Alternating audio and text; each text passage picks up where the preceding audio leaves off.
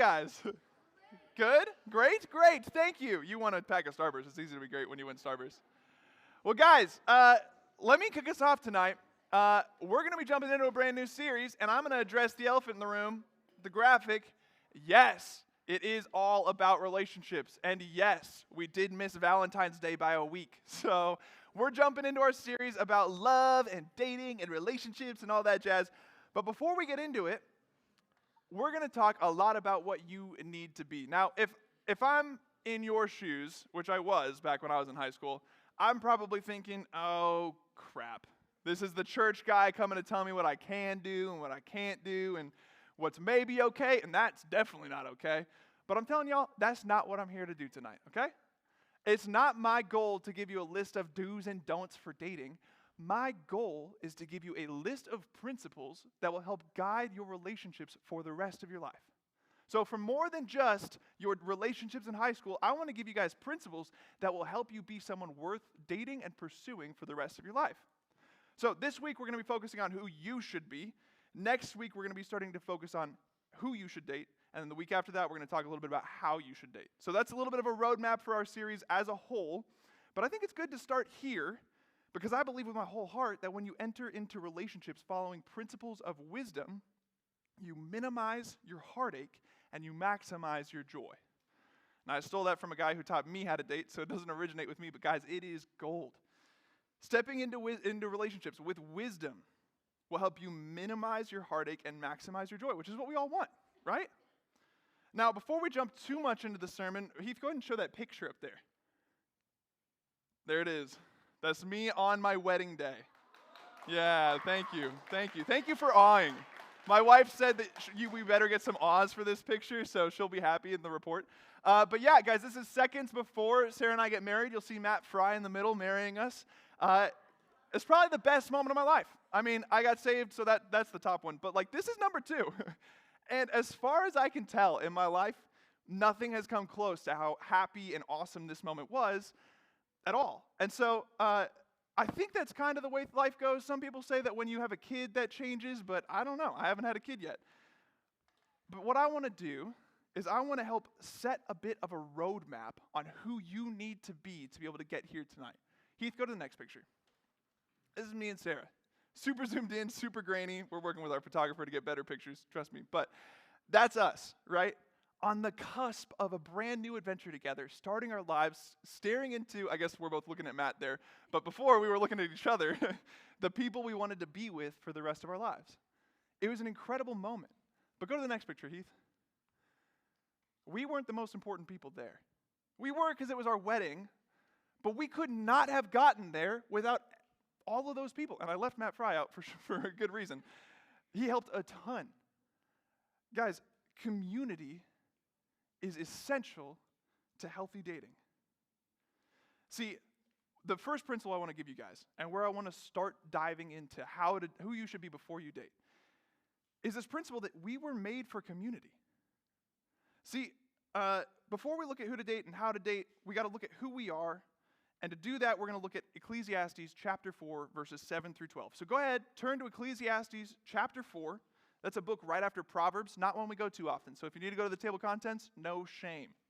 Ecclesiastes chapter 4, it's a book in the Bible that was written by King Solomon, a king of Israel who, he's the son of King David, the guy with the stone and Goliath. He finished building the temple, Solomon did. David started, God said, you're not going to do it. Solomon's going to finish it. And when Solomon finished it, God basically gave him, he's like, hey, you did this great thing. Good job. I'm going to give you like one wish. It's kind of what he told him. And so Solomon was contemplating. He's like, man, I don't want riches necessarily. I don't want power necessarily. I just want to know how to do the right thing. I just want wisdom. So he asked God for wisdom, and God gave it to him. Solomon is the second wisest man to ever walk the earth behind only Jesus. And people, rulers from all over the world would come, and they would listen to Solomon's wisdom. And out of this wisdom, he wrote 3 particular books of the Bible. And they're all categorized as wisdom literature. He wrote Ecclesiastes, Proverbs, and Song of Solomon. So tonight, we're going to be looking at Ecclesiastes a decent amount. And yeah, that's a little bit of background on it. So hopefully you're there. Hopefully I bought you enough time. Ecclesiastes chapter 4, verse 7 says, again, I saw futility under the sun. Now, let me pause. Sorry. Solomon's kind of on a kick here about calling everything futile, about how it's not worth pursuing, especially worldly things. And so right here, he's talking about how it's not worth it to pursue riches without community. So, verse 8, he says, there's a person without a companion, without even a son or brother, and though there is no end to all his struggles, his eyes are still not content with riches. Who am I struggling for, he asks, and depriving myself of good things? This too is futile and a miserable task. See, futile. Now in verse 9, he goes on to say why it's important to have community. He says, two are better than one because they have a good reward for their efforts. For if either falls, his companion can lift him up, but pity the one who falls without another to lift him up. Also, if two lie down together, they can keep warm, but how can one person alone keep warm? And if someone overpowers one person, two can resist him. A cord of 3 strands is not easily broken. Pretty simple principles, right? Pretty easy things to understand. He says if you fall down, it's better to have someone there to help you get back up. Duh, that makes sense. Or if you're in the cold, it's better to have a little snuggle buddy to stay warm than have to be cold all by yourself. Sure, okay. Or if you're in a fight, I feel like this one's super tangible, it's way easier to win a 2-on-1 than a 1-on-1, right? To have somebody by your side is super important. And all these things make sense because you were made for community. That's the principle he's getting at. You were made for community. But here's a question, right? If this makes sense, if it's just one of those like, oh, duh kind of situations, why are we talking about it so much when we start talking about dating? Well, raise your hand if you've ever had a friend who started dating their significant other and then only spent time with them, so they were isolated. Anybody know anybody like that? Most of us. Some people are getting looks in the room. I'm not going to out anybody, but maybe that's you in the room tonight. Here's a question. I don't want to out your friends, but here's the question. When those kinds of relationships end, is it ever healthy? No. Why? Because when you fall down, you don't have someone there to help you up again. Does that make sense? When you isolate yourself, when you get outside a community, dating is fun. It's super fun to go and spend all your time with that person. But guys, dating alone is dangerous because you were made for community. So when you step out of that community, you're setting yourself up for a whole lot of heartache and pain, and you're not maximizing your joy in your relationships. So that's number one. And listen to this, guys. Verse 9. It says, two are better than one because they have a good reward for their efforts. For if either falls, his companion can lift him up, but pity the one who falls without another to lift him up. Let's go back to my relationship with Sarah. Y'all know how many times we sinned against each other? It was a ton. Ask anybody who's been in a relationship for a long time. You'll sin against each other a lot, especially married people. It doesn't get better, it just gets worse. But community is what helps you get back up. It's what helps you see where you're wrong. It's what helps you reconcile with your partner. Guys, failure is a part of the process, and so it's important to have people around you when you fail to help you get back up. See, it was way easier to love Sarah when I had Ben and Taylor and Isaac and Mark and Brandon and Sam and Caleb and Zach all around me, those are just a few names, to help me when I fell flat on my face because I'm a sinner. And we're all sinners. So we all need somebody who's going to help us back up. Because you were made for community, so be in community. Now, that's a lot. I'm kind of rapid firing because I got a lot still to get to. We're talking a lot about a principle, right? We're talking about have people in your corner. That's not very actionable, is it? Right? So far, we've really just talked about, like, do you have the right people in your corner? Right? So here's your action step. Here's something I want you to write down, okay? Think about it. Who do you have in your corner? Write it down. Who do you have in your corner? Do the people in your corner know everything about you? Do they truly know what's going on in your life? Are you honest and authentic and vulnerable with them? When you're sitting with your friends at the lunch table, how often are your conversations authentic and humble and vulnerable and talking about real things in life versus the daily gossip or those inappropriate jokes or whatever else happens at high school lunchroom tables? Ask yourself those questions. Take inventory. Think about it. Who is your community? Are you truly living in community? And let me push you a little bit farther. Do you let your community into the point where they could correct you if they see that your life is going off the rails? Do you have people in your life like that? Maybe, maybe not. here's where the action step comes in, right? You're thinking about it, you're writing these questions down. Your community can only be as good as you make it. You ever thought about that? Your lunchroom conversations are only going to be as edifying or as building up of your soul as you make them. So if you just go along with what everybody else is talking about, you're not going to do the things that are going to build your soul up, right? You're going to go along with the normal flow of the world. So what are you doing? What are the habits of vulnerability and accountability that you're building? Because we need to focus on how to live in community in that way, because we were made for community in that way. Now, I'm going to give you two simple principles, two more things, to kind of like build into this idea of community. So community is our overarching umbrella. Here's a couple things we want to put under the umbrella. And this is it. It's a sentence that you can put that up on the screen, Heath. It's my bottom line. You were made for community to selflessly love and sharpen one another. You should write this down. You were made for community to selflessly love and sharpen one another. That's big. It's kind of broad. But we're going to try to land the plane there tonight. Selfless love. Who do you think is the best example of selfless love ever? Jesus. Yes, you're right. And he's the wisest dude on the face of the planet. So if we're trying to look for wisdom principles on how to be in relationship, we're going to go and look at what Jesus says. So John chapter 15 is where we're going next. So go ahead, once you've gotten that sentence written down, go ahead and turn to John chapter 15, verse 12. I'm going to give you a little bit of time to get there. John chapter 15, verse 12.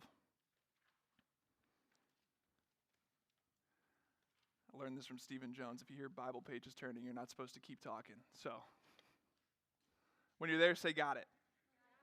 Okay, nice. That's a decent amount of people. Here we go. John 15, verse 12 says, "This is my command." This is Jesus speaking. He says, "Love one another as I've loved you. No one has greater love than this, to lay down his life for his friends. You are my friends if you do what I command you. I do not call you servants anymore, because a servant doesn't know what his master is doing. I have called you friends because I have made known to you everything I have heard from my Father. You did not choose me, but I chose you. I appointed you to go and produce fruit, and that your fruit should remain, so that whatever you ask the Father in my name, he will give you." Verse 17, this is the kicker, right? I like how the Bible puts this little line there. It says, "This is what I command you. Love one another." Jesus' command here is just a command to love, right? Pretty simple. You live in community by loving one another. Boom, done. If we did that perfectly, we could go home tonight. But that's not where we're stopping, right? Because you're not just called to love one another and move on. You're called to love your community selflessly, without any selfish ambition. I don't know if you've ever tried that before. That's kind of hard, right? To actually live that out is really hard. And look at what verse 12 and 13 say. This is Jesus giving us an example of the type of thing we should be willing to do. He says, "This is my command. Love one another as I have loved you." How did Jesus love us? Verse 13, "No one has a greater love than this, to lay down his life for his friends." Lay down your life for your friends. Whew. It's a big ask, isn't it? Are you willing to die for your friends? Maybe. When I was in high school, I'll be honest, I would have said yes. I had this weird fantasy of like, I want to be the guy that like, if anything bad happens around my friends, I'll step in, I'll be the protector, blah, blah, blah. I don't know why I thought that. Because as I was prepping this sermon and I was taking inventory of my own life, I started thinking about it. And I was like, yeah, I love my friends, and yeah, I would die for my friends. But I was racking my brain for different times that I actually went out of my way to selflessly serve my friends. I wasn't willing to do the smaller, maybe sometimes socially awkward things to actually call them out on things or to actually help them follow Jesus more. But I was willing to do the big thing, I thought. And if I had to guess, I'm probably not totally alone in that. And I'm not saying that you have to be perfect at this at all. That's not what I'm saying. What I am saying is I'm giving you another question to ask yourself. What rhythms or habits in your life prove that you regularly selflessly love your friends? Maybe you do selflessly love your friends, but can you prove it? Because when I was in high school, I was like, yeah, of course I selflessly love my friends. But looking back, now that I'm 24, I was like, man, I don't think I had the body of evidence that I really thought that I had when I was in high school. So take an inventory. Here's a few prompts for you, because selflessly love is a very broad category. It's something that's hard to narrow down. Here's one. How are you being generous? How are you doing with your money? Are you thinking about your friends with your money? Are you being generous? Are you giving to them? Are you giving to church? Are you doing these things with your money? What about your time? How are you using your time? If your mom asks you to do something when you don't want to do it right away because it's going to eat into this free time that you've got, the very little free time between activities and school and all that, how's your heart? You angry about it? You kind of annoyed? I was. That wasn't very selfless. How you doing at listening? Think about that. When our friends talk to us about the hard things in our life, a lot of times we just want to jump to solutions or try to help solve their problems. How are you doing at just listening? What about this? You ever sat at your lunch table at school? I'm going back to lunch table a lot. I don't really know why. I feel like it's just a place of conversation. Have you ever sat at your lunch table and just asked your friends how they're doing, how their mental health is? Like, hey, it's February. Winter blues are a real deal. How you doing? You ever have those kinds of check-ins? If you do, great. But if you're like me, probably not. Guys, there's a lot of aspects of selfless love. We don't have time to go through the whole list tonight, because if we did, we'd be here for an hour and a half. I know you don't want that. I don't want that. But, guys, selflessly loving those around us is a crucial core piece about community. So here's what I'm going to tell you to do. I want you to put a little star in your notes. See a lot of you guys taking notes. I love it. It's awesome. You wrote down your questions. Put a little asterisk or a little star here, because I'm going to have you come back to this in connection group. There's going to be a journaling prompt in your connection group time, and you're going to be able to actually get some time to get some thoughts on paper. Actually spend some time thinking about this, and then talk with your community about it. Because if you want to be someone who's worth dating, you got to work to build these habits of selfless love for those around you. Now, if you're paying attention, you'll realize that our big idea actually kind of zeroes in on one specific way that you can selflessly love your community. It's the end of the sentence. You were made for community to selflessly love and sharpen one another. Sharpen one another. Okay? Kind of a weird term. What does it mean?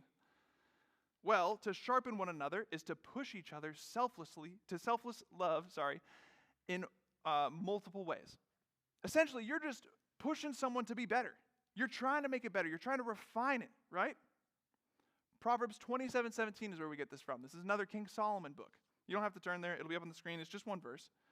It says, iron sharpens iron, so one person sharpens another.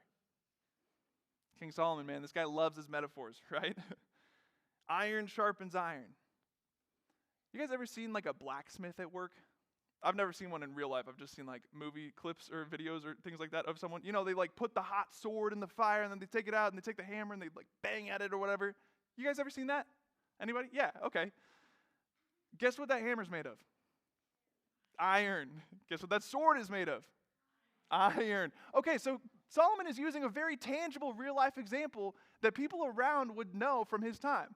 Because right now, all of our metal products get made in like factories and stuff like that. We don't really see it.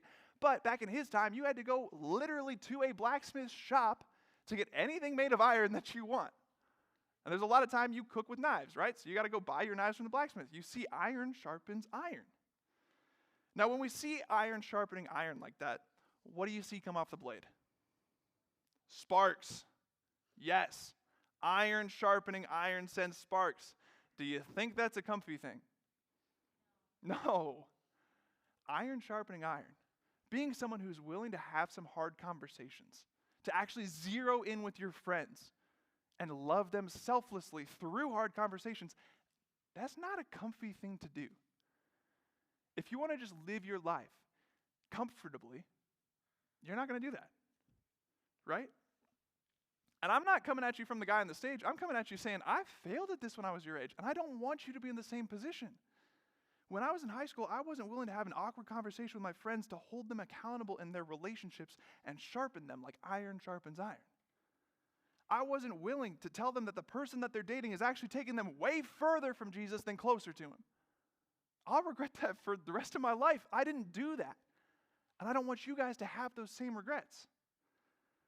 I said I was willing to die for my friends, but guys, I wasn't willing to do the very much more realistic, socially awkward, iron sharpening iron. So the question is, are you a friend who's willing to do that? We asked, do you have a friend who's going to actually call you out when your life starts to get off the rails to be able to get you back on? But the question about this one is, are you that friend? If you see your friend's life starting to go off the rails, are you going to step out of your comfort zone, have an awkward conversation that puts the relationship at risk for the sake of them knowing and following Jesus better? Are you that kind of friend? If not, then I would encourage you to seriously consider if you're ready for a relationship. Get back to dating, right? Because a lot of that happens in dating. If you think it doesn't, man, get around the block. Because there's a lot of times where hurt happens in relationships. And you got to talk about it. You got to say, hey, when you did this thing, it made me feel this way. That's not always a comfy conversation to have, right?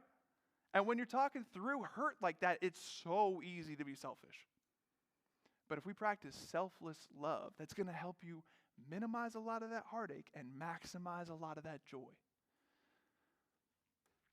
Let me give you an example of how this happens in my life to this day. Zach Lang, Caleb, and Sam Hausler are guys that I meet up with once a week, 6 a.m. in the morning. The day varies depending on when we can actually make it work. But we meet every morning over a cup of coffee. And it's a time where we just go through life. We just ask each other, how you doing? And we expect you talk about every area of your life. Those are guys that nothing in my life is hidden from. Any question they ask me, I will tell them. That's what it looks like to live in community. But more than that, they are iron sharpening iron. Because some of the questions I've gotten over the course of dating Sarah, which, by the way, was 3.5 years because her parents wanted us to wait. That's a long time to date. And a lot of y'all in long relationships like that. So you understand, it can be hard.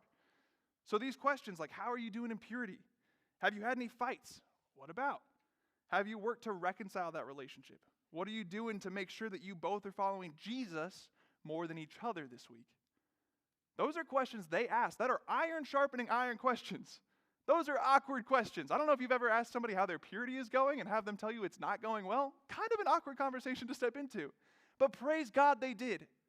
Because Sarah and I would not have gotten to that altar if it wasn't for the community that we had around us. You were made for community to selflessly love and sharpen one another. You see that?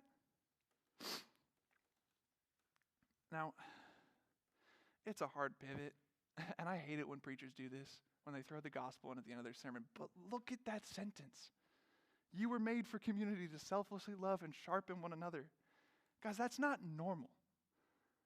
I've talked about the lunch table a ton today. That's not what normally happens at your lunch tables, is it? But you know why we do it? We do it because it's what God does for us. Think about it this way. What was the first community that humans were made for?